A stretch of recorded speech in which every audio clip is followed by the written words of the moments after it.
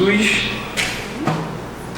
E o segundo tratado que Lucas escreve e dedica a Teófilo, que é um membro excelentíssimo da comunidade judaica, Lucas escreve e continua o Evangelho de Lucas. É a continuação, que é o livro de Atos dos Apóstolos, capítulo 6. Nós vamos ler do verso 1 até o verso 7, tá? A galera que esteve hoje na consagração vai estar bem contextualizada com esse texto, porque foi o mesmo texto que Deus me deu na manhã de hoje. Eu estava com um outro texto para ministrar, mas eu senti tanta confirmação de Deus para a gente repetir. É difícil eu repetir mensagem, eu não gosto de repetir, eu gosto de sempre ter algo novo para passar para vocês, mas eu preciso ser obediente à voz do Espírito Santo e repetir essa mensagem que a gente ministrou hoje de manhã. Vamos lá, Atos dos Apóstolos, capítulo 6, do verso 1 até o verso 7. Quem achou diz amém. Amém. Quem não achou, diga me espera. Que bom, o pessoal todo achou. Vamos lá, irmãos. Diz assim a santa palavra do Senhor. Ora, naqueles dias, crescendo o número dos discípulos, houve uma murmuração dos gregos contra os hebreus, porque as suas viúvas eram desprezadas no ministério cotidiano. E os 12, convocando a multidão dos discípulos, disseram: não é razoável que nós deixemos a palavra de Deus e sirvamos. E estes, orando, lhes impuseram as mãos. E crescia a palavra de Deus, e em Jerusalém se multiplicava muito o número dos discípulos, e grande parte dos sacerdotes obedecia à fé. Senhor, nós louvamos o Teu nome, Pai, nós te agradecemos, Deus. Obrigado pela Tua palavra nessa tarde e noite. Continua falando aos nossos corações, pois precisamos, ó Pai, e necessitamos de ouvir a Tua voz. Fala conosco, que eu diminua aqui na frente, me amassa aqui na frente, Senhor, e que Tu cresças em nome de Jesus. Amém e amém. Glória a Deus. Bom, irmãos, essa é a quinta ministração que estamos fazendo aqui em relação ao tema desse mês. A primeira ministração que fizemos desse tema foi no primeiro sábado desse mês, às 8h30 da manhã. Só relembrando, tá? Relembrando, todo primeiro sábado de cada mês, às 8h30 da manhã, nós estamos aqui no templo não, nós estamos ali na salinha da pastora Vera, e nós nos reunimos para orar e para jejuarmos. Amém? Amém ou não amém? Amém, né? Precisamos orar, precisamos jejuar. Na idade em que estamos, na juventude que temos, se a gente não orar, se a gente não jejuar, a gente vai pecar. Amém ou não amém, gente? Amém. A matemática é simples, né? Se eu não oro, se eu não jejuo, o que eu faço? Peco. E peco muito. A matemática é simples. A lógica é simples, tá? Então, todo primeiro sábado do mês, estamos aqui às 8h30 da manhã. Então, 8h30 da manhã, no primeiro sábado do mês, a gente ministrou sobre a primeira vez na Bíblia que aparece a palavra provisão. Não aparece em si provisão, mas aparece Jeová Jireh, ok? Yahvé Jireh. Aonde está escrito isso, Rafa? Gênesis capítulo 22. Se você não lembra, Gênesis capítulo 22, a Bíblia diz que Deus pede Isaac de Abraão. Deus fala a Abraão: sobe o Moriá e toma o teu filho, o teu único filho, e oferece a mim em sacrifício. A Bíblia diz que Abraão sobe o Moriá para sacrificar o seu próprio filho Isaac.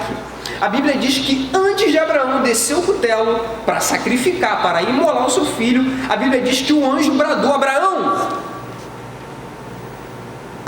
não faças tal. Eu já vi que você teme a Deus. Não faças isso. A Bíblia diz que Abraão, olhando para trás, já tinha um carneiro. Outras versões, tinha um cordeiro atrás dele, travado pelas quatro pontas. E a Bíblia diz que Abraão colocou o nome daquele lugar de Jeová Jireh, o Senhor proveu. Então a primeira vez na Bíblia que aparece Yahvé Jireh, ou Jeová Jireh, é em Gênesis capítulo 22, que foi essa ministração que eu trouxe na manhã do primeiro sábado desse mês, às 8h30 da manhã, a galera que chegou um pouquinho mais cedo, tá? Durante a consagração, nesse mesmo primeiro sábado do mês, a gente ministrou em Êxodo capítulo 14. Êxodo capítulo 14, antes de Deus matar os egípcios no mar, a Bíblia diz que Deus fala para os hebreus: olha só, vocês voltem e acampem-se, porque os hebreus, quando saíram do Egito, eles saíram apressadamente. A Bíblia diz que eles estavam andando muito, né? A Bíblia diz que Deus fala para eles: parem, se acampem, vocês estão muito acelerados. A Bíblia diz que eles param e se acampam, e foi o exato momento, foi o tempo oportuno que deu para Faraó chegar e alcançar os hebreus. Quer dizer, se Faraó não alcançasse os hebreus, Faraó não os perseguiria. Se Faraó não os perseguisse, Faraó não morreria dentro do Mar Vermelho. Amém ou não amém, igreja? Deus falou para o povo, para, vocês estão muito acelerados, para. Aí a Bíblia diz que Deus toca em Faraó para Faraó ir atrás do povo hebreu. A Bíblia diz que quando Faraó vai atrás, Faraó consegue vê-los, enxergá-los. Aí, enxergando, Faraó vai atrás deles. E aí a gente já conhece a história. Já conhecemos no final da história que Deus, quando os egípcios entraram no mar, Deus fechou o mar e matou os egípcios. Êxodo capítulo 14. Lá nesse texto, a Bíblia diz que os hebreus, quando eles olham para trás, quando eles veem os egípcios, a Bíblia diz que eles falam para Moisés: olha só, a gente deveria ter morrido lá, porque olha aqui, eles estão na nossa cola. Aí Moisés fala para eles: olha para eles e vocês nunca mais vão ver esses egípcios. Quer dizer, aquele povo recém-saído do Egito já estava pensando em voltar para lá. Então a gente vê a volatilidade do povo. O povo é volátil, o povo não é firme, né? Existe um texto, Lucas capítulo 23, depois em casa você lê. A Bíblia diz que Pilatos, ele tentou soltar Jesus. Pilatos tentou durante 3 vezes, ele teve 3 tentativas frustradas de tentar soltar Jesus. A Bíblia diz que levaram Jesus até Pilatos e falaram: ó, esse aí ele está pervertendo o povo, né? Ele está fazendo muita coisa errada e está se dizendo que ele é o rei dos judeus. Pilatos vê Jesus e fala: vem cá, você é o rei dos judeus? Jesus fala: você que está dizendo. Ó, eles estão dizendo muita coisa a respeito. Tá, e você que diz? Jesus estava preso, tá? Mas tem uma postura, ó. Jesus estava mais solto do que preso. Preso com algemas, preso com laços, mas solto por dentro, né? A Bíblia diz que apresentam Jesus a Pilatos. Pilatos tenta soltar Jesus: ó, eu não encontrei nada nele, vou liberar ele. Aí os fariseus: não, você tem que matar ele. Pilatos: não vou matar ele. Não, porque você tem que matar porque ele começa lá da Galileia pregando e ensinando. A Pilatos: o quê? Ele prega onde? Na Galileia. Então manda para Herodes. Pilatos pega Jesus, manda para Herodes, porque a Galileia era da jurisdição de Herodes, ok? Pilatos manda Jesus para Herodes. Herodes não encontra ofensa nenhuma em Jesus e devolve Jesus para Pilatos. Quando Pilatos vê Jesus: caraca, devolveu para mim? A Bíblia diz que Pilatos não encontra mal nenhum em Jesus e Pilatos quer liberar Jesus. A intenção de Pilatos é soltar Jesus. O que o povo fala? Olha aí, galera que lê a Bíblia, o que o povo fala? O povo fala para crucificar Jesus. Aí me dá um nó na cabeça, porque esse mesmo povo, no domingo, a gente sabe que Jesus foi crucificado na sexta-feira. Amém ou não amém, gente? Amém, numa sexta-feira. No domingo, Jesus, quando está entrando em Jerusalém, esse mesmo povo está dizendo: Hosana, bendito o que vem em nome do Senhor. Quer dizer, o povo que domingo está dizendo Hosana é o mesmo povo que na sexta está dizendo crucifica. Quem entende isso diz amém. E aí, você é do povo ou você é da visão? E aí, você é do povo ou você é daquele que obedece, ou você é daquele que é submisso? Porque o povo, irmão, o povo é volátil, o povo não tem visão definida. O povo é desobediente. O ministério de Jesus nunca foi com multidão, sempre foi com 12. Nunca foi com multidão. Em João capítulo 6, a Bíblia diz que Jesus está pregando, dizendo que a sua carne verdadeiramente é comida, o seu sangue verdadeiramente é bebida. A Bíblia diz que os seus discípulos, Jesus não só tinha 12, ele tinha mais de 70 discípulos que seguiam Jesus. A Bíblia diz que os seus discípulos pensam em deixá-lo e deixam Jesus. Jesus não vai atrás deles, gente, voltem aqui, não me abandonem não. Jesus não faz isso. Jesus, tá uma galera deixando Jesus, a igreja de Jesus vazia, uma ruptura na igreja de Jesus, muitos deixam de seguir Jesus, depois você lê João 6, muitos deixam de seguir Jesus, Jesus não vai atrás deles, gente, voltem, voltem. Jesus o quê? Quer ir embora? Pode ir. Aí ele vira para os 12, vem cá, vocês querem ir embora também? Eu ainda nem comecei a pregar, agora que eu vou começar a pregar. Querem ir embora também? Agora vai apertar. Então quer dizer, irmãos, o ministério de Jesus nunca foi com a maioria, sempre foi com poucos. Vira com o maluco teu lado e pergunta para ele, e aí? Maioria ou poucos? Você é da maioria ou você é um daqueles poucos que ficam, que se submetem, que obedecem? E aí? Pergunta de novo para ele, e aí? Maioria ou você é um dos poucos? Maioria ou dos poucos? Porque a Bíblia diz que naqueles dias muitos se apostatarão da fé. Por se multiplicar a iniquidade, o amor de poucos se esfriará? O amor de quem? De muitos. Repete. E aí, você é dos muitos ou você é dos poucos? É muita referência, irmão. É muita Bíblia. É muita Bíblia. Amém? Então assim, voltando lá para Êxodo capítulo 14, que foi o segundo tema, a segunda mensagem que a gente ministrou no jejum passado, né? Então, aquele povo, ao olhar para os egípcios, eles estavam querendo voltar e morrer lá no Egito, ok? A terceira ministração que a gente ministrou foi semana passada, ok? A gente ministrou em Êxodo capítulo 16, tá? Eu só estou recapitulando, tá? Fazendo aqui um resumão, porque semana que vem a gente não vai ter culto, então preciso passar isso para vocês, para a galera que não conseguiu acompanhar hoje.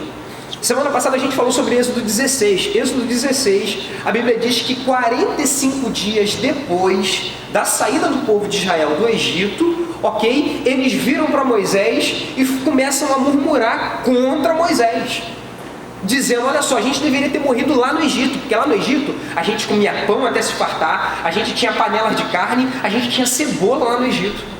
Só que eles se esquecem que lá no Egito também tinha escravidão, né? Também tinha escravidão e também tinha escravidão. Só escravidão.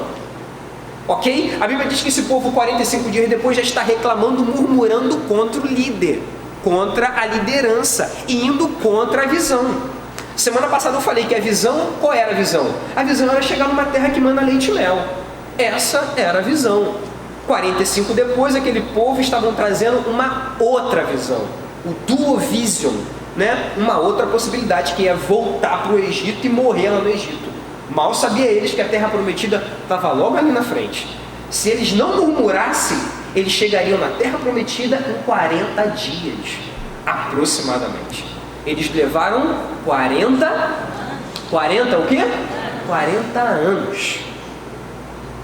40 anos. Amém? A gente ministrou isso semana passada.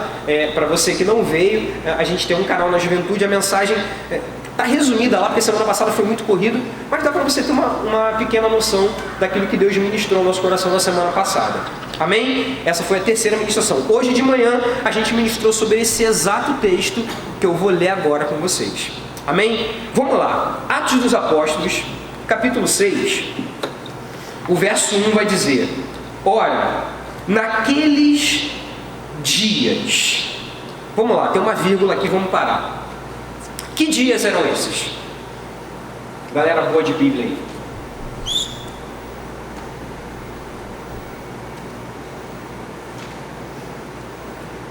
Galera boa de Bíblia.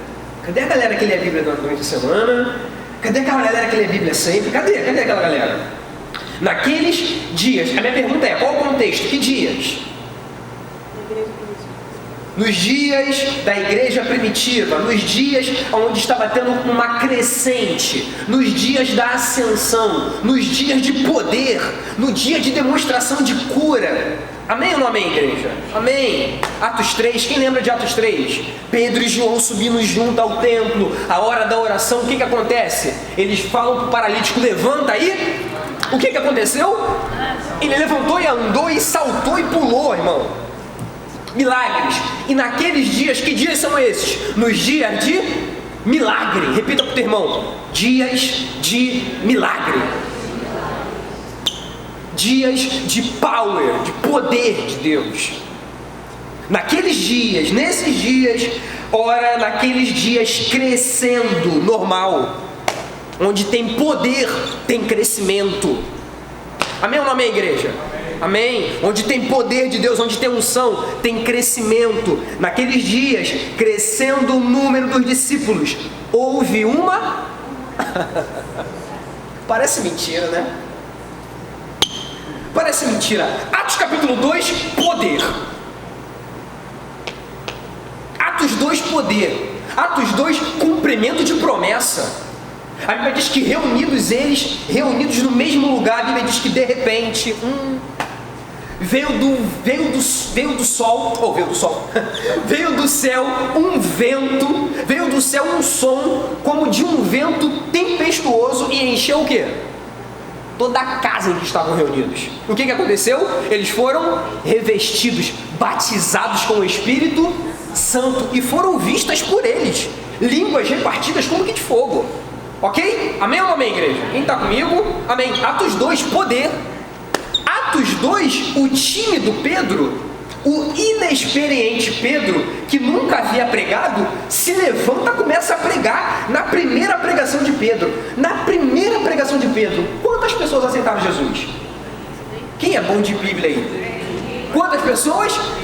3.000 pessoas, homens, fora mulheres e crianças. Então bota aí umas 10.000 pessoas. Quase 10.000 pessoas aceitaram a Jesus em Atos 2, na primeira vez que Pedro pregou. Esse Pedro, que há 40, 50 dias atrás, havia negado Jesus. Esse Pedro que estava em meio a uma depressão profunda por ter negado a Jesus. Ele estava mal. 50 dias. Ai, Senhor amado. Pensa nisso, Roberto. João Vitor, 50 dias depois da depressão de Pedro, porque ele havia negado o seu mestre, e aquela olhada de Jesus para ele foi, ai, meu. Quando ele nega Jesus, Jesus olha para ele tipo, eu te avisei. Pedro estava numa depressão profunda. 50 dias depois, com o Espírito Santo, ele levanta com uma autoridade e ele começa a pregar. E quase 10.000 pessoas, irmãos, aceitam a Jesus. Quem entende isso diz amém. Irmão, o que é impossível para você? O que você acha que você não pode fazer depois de uma revelação como essa? 50 dias depois de depressão, Pedro prega e tem um resultado tremendo.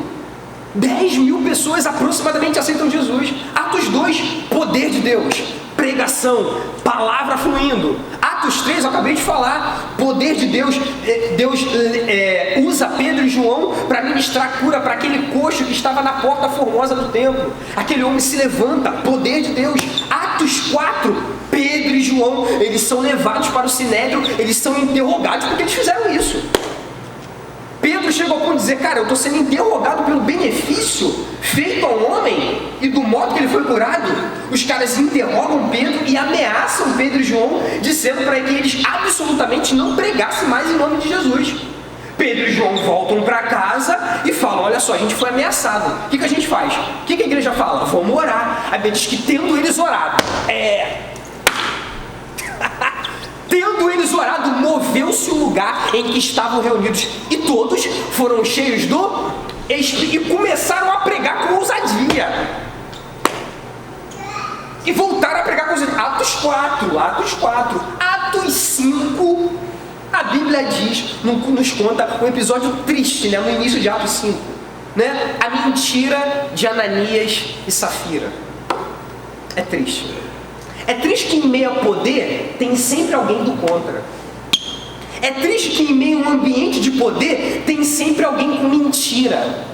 É triste que em um ambiente de poder tem sempre alguém trazendo uma dupla visão, uma segunda visão.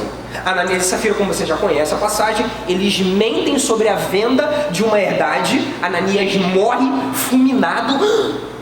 Rafa, calma aí, tem morte no ambiente de unção? Tem morte no ambiente de unção.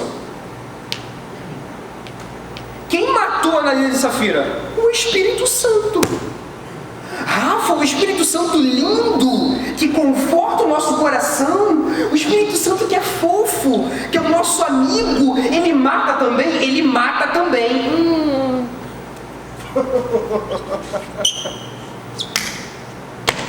Quem matou Ananias e Safira? O Espírito Santo. Pedro chega a dizer: eis aí contra ti a mão do Senhor, e você vai cair fulminado. Ananias morre. Mais um tempinho depois, Safira, sua esposa, chega. Pedro, e aí? Você vendeu por quanto aquela idade? Ah, vendi por isso. Pedro, olha só, teu marido acabou de morrer, agora você vai morrer também. Ela morre também. Atos 5. No ambiente de poder também, infelizmente, tem mentira também. E se tiver mentira, vai ter consequência. Ananias e Safira morreram em um ambiente propício ao milagre. É triste ver isso, né? Mas acontece. E aí de manhã eu falei, né? Igreja perfeita não existe. Amém ou não amém, igreja? Você pode falar para o teu irmão, fala para ele: meu querido, não existe igreja perfeita. Não existe igreja perfeita. Vamos lá, eu fiz um questionamento hoje de manhã, né? Vale a pena a gente fazer de novo, né? Se existisse igreja perfeita, essa igreja te aceitaria como membro? Reflexão, né? Se existisse uma igreja perfeita, essa igreja te aceitaria como membro? Deixa para depois, né?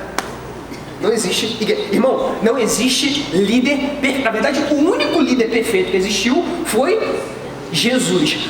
As únicas pessoas que conviveram com um líder perfeito foram 12 homens. 12 homens na história conviveram com um líder perfeito. Ok? Só Jesus foi um líder perfeito. Tirando ele, não existe líder perfeito. Eu sou ser humano e vou errar. É natural que eu erre. Não existe líder perfeito. Vamos lá de novo? Se existisse um líder perfeito, ele te aceitaria como liderado? Fala aí. Uma outra pergunta constrangedora, né? Se existisse um líder perfeito, ele te aceitaria como liderado? Né? Então, irmãos, não queira exigir perfeição de alguém imperfeito. Amém? Vira para o meu teu lado de novo e fala para ele: meu querido, não exija perfeição de alguém imperfeito. Amém? Então vamos lá, voltando para cá para o texto. Ora, naqueles dias, crescendo o número de discípulos, houve uma o quê? Murmuração.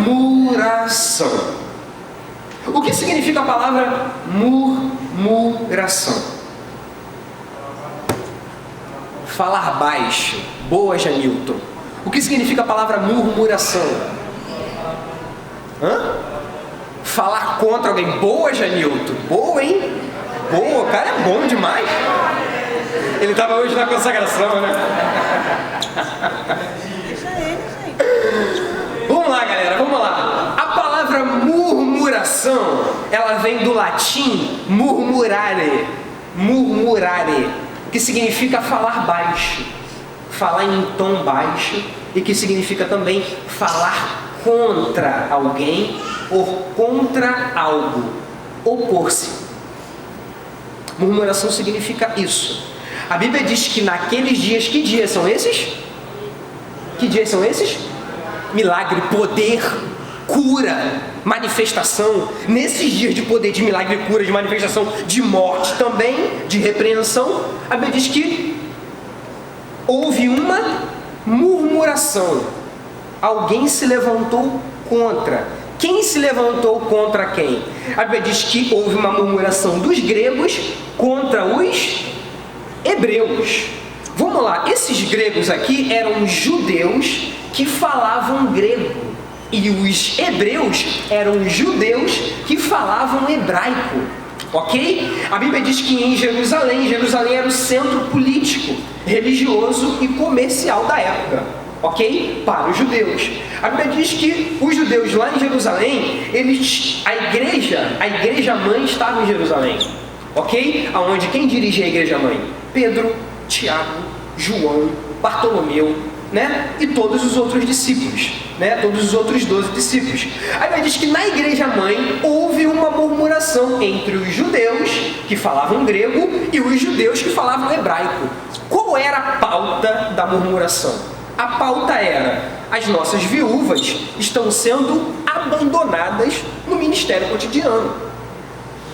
A pauta era uma pauta até pertinente para se levar para Pedro para a gente conversar. Só que a Bíblia diz que eles foram para o âmbito da murmuração.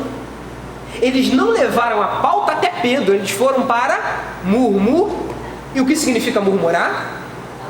Falar baixo, cochichar entre o ouvido, falar contra alguém.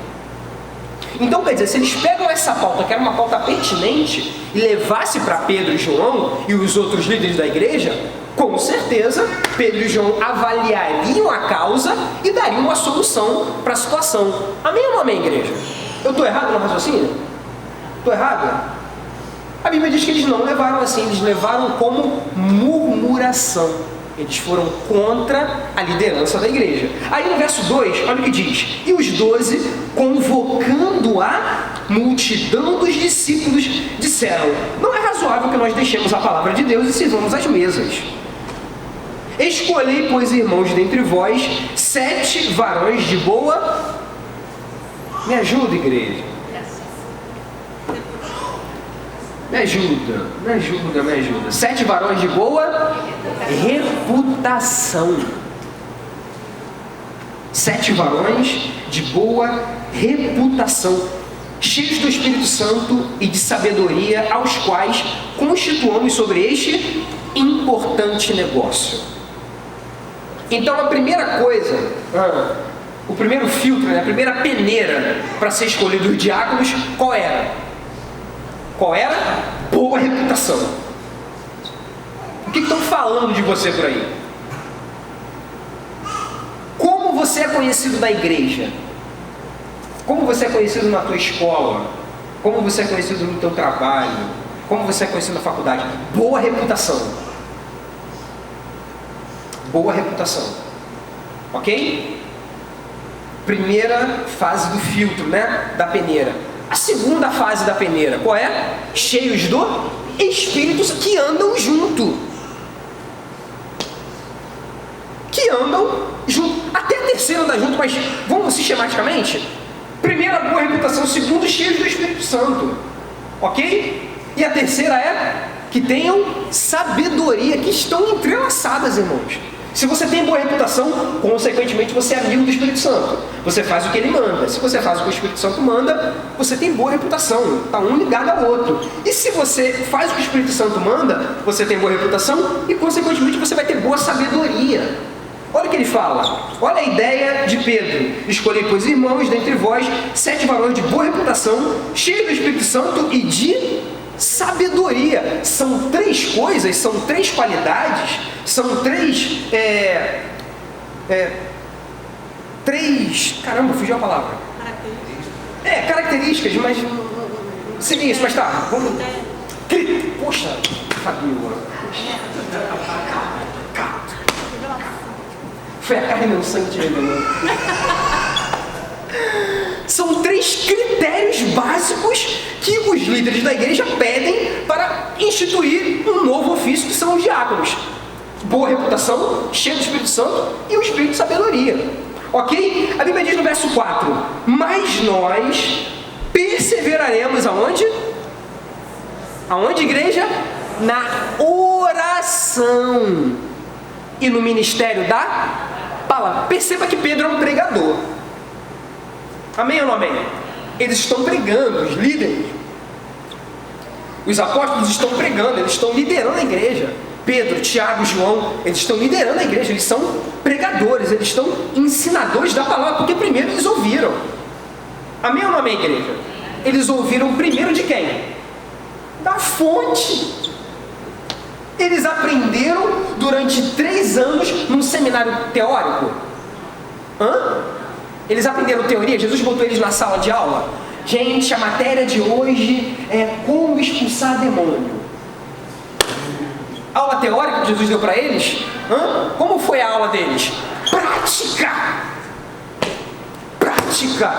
Prática, prática, prática. Eles aprenderam da fonte. Aprendendo da fonte, eles têm o que passar.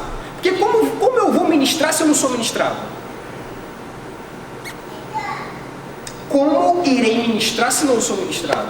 Olha o que Pedro diz: nós perseveraremos na oração primeiro e depois no ministério da palavra. Não existe pregador que não ora. Quero repetir isso. Não existe pregador que não ora. Se você é pregador, se você que ama pregar, você fala mais e ora menos, está tudo errado, tá? Está tudo errado. Já começou errado. Eu gosto de falar, eu gosto de botar aquele microfone no WhatsApp e sair falando. Eu gosto de ter um canal no YouTube, eu gosto de ter... Quanto tempo você gasta orando? Eu gosto mais de pregar do que orar. Já está errado. Olha a ordem de Pedro aqui. Pedro é um pregador. Olha o que eles estão falando. Mas nós perseveraremos na palavra e na oração. É essa a ordem dos fatores que ele dá? Me ajuda, igreja. Não deixa eu pregar sozinho não, irmãos. Qual é a ordem dos fatores? A ordem dos fatores altera o produto? Altera. A ordem dos fatores na Bíblia altera o produto, tá? Altera o produto. A ordem que ele dá é: mas nós perseveraremos na oração primeiro, que se eu não oro, como eu vou ouvir? Se eu não oro, como eu vou ouvir? Se eu não ouvir, como eu irei pregar? Rica labaçai.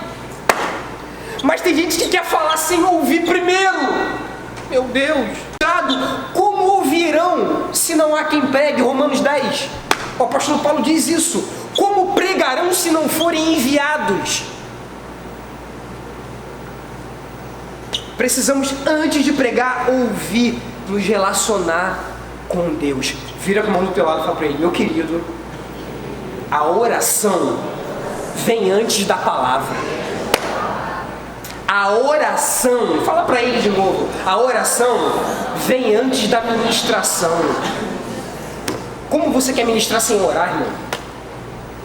Como você quer dar se você primeiro não recebe? Primeiro precisamos receber, primeiro precisamos ter intimidade com Deus, depois a gente ora por alguém, depois a gente ministra sobre alguém, depois a gente vai pregar, pegar o microfone, pregar, ir para a internet pregar. Primeiro ora, irmão. Primeiro gasta tempo na oração, gasta tempo na intimidade com Deus, para depois você ir pregar. Amém? Olha a ordem dos fatores aqui que os líderes dão. Mas nós perseveraremos na oração e na palavra. Segue o texto, verso 5. E este parecer, olha que interessante agora. Verso 5 diz assim: e este parecer contentou alguns da multidão, e elegeram Estevão, homem de fé. Amém, igreja? Errei? Errei, né? Propositalmente, né? O que está escrito aí? Mas esse parecer agradou o quê? Inclusive aqueles que levantaram a questão da murmuração? Hein, igreja? Me definam toda. Toda é o quê? Toda é tudo, né? Inclusive aqueles que levantaram a murmuração. Amém ou não amém, igreja? Então quer dizer, esse parecer agradou a toda a multidão. Agradou até aqueles que levantaram a questão da murmuração. Vocês entendem isso? Diz amém. Então o tema da mensagem de hoje é divisão, ponto e vírgula. Depende do lugar. Depende do lugar. Depende do lugar. Porque nessa igreja aqui levantaram uma murmuração. A princípio quase teve uma divisão na igreja, né? Mas eles não dividiram. A Bíblia diz que esse parecer, a ideia da liderança agradou a todos, inclusive aqueles que levantaram a questão, aqueles que murmuraram entre aquela situação, que as viúvas eram desprezadas no ministério cotidiano, ok? Aqueles que levantaram aquela questão, esse parecer agradou a todos. Então, assim, tem lugar que pode até acontecer uma faísca, pode até acontecer um breve relance, né? Uma breve nuance de visão, mas quando vem a visão, quando vem, sabe, a visão da liderança, irmão, se nesse lugar todos tiverem um só coração, não tem divisão. Porque a Bíblia diz nessa mesma igreja, no capítulo 4, vamos lá, volta um pouquinho aí, volta umas 2 páginas aí na tua Bíblia, para a gente terminar aqui a palavra. Atos dos Apóstolos, capítulo 4, versículo 32. Olha o que diz, Atos 4, verso 32. Vai dizer, e era 2, e eram 3, e eram o que, João? 1. E era 1. O coração e a alma de quem? Da multidão. Quantas pessoas se caracterizam para ter uma multidão, João? Uma multidão tem quantas pessoas, gente? 1.000? 10.000? Meu irmão, para se caracterizar uma multidão, no mínimo você perdeu a conta. No mínimo você perdeu a conta. Tá? Quantas pessoas estão lá? Ai, tinha uma multidão de gente. Não deu para contar. Não deu para contar. Nem deu para chegar numa média. Ok? A Bíblia diz que era o coração e a alma da multidão. Irmão, dentro desse ambiente de milagres, dentro desse ambiente que tinha poder, também tinha unidade de espírito. Também tinha unidade de coração. Pode até se levantar alguém querendo dividir, mas não divide nesse ambiente. Quem entende diz amém. Esse parecer, Atos 6, verso 5, este parecer contentou a toda a multidão. Contentou a toda a multidão. Eu vou parar por aqui e vou fechar a Bíblia hoje aqui. Porque hoje a gente vai fazer algo diferente. Eu quero chamar todos aqui na frente. Vem cá. Todos. Vamos encerrar aqui na frente hoje.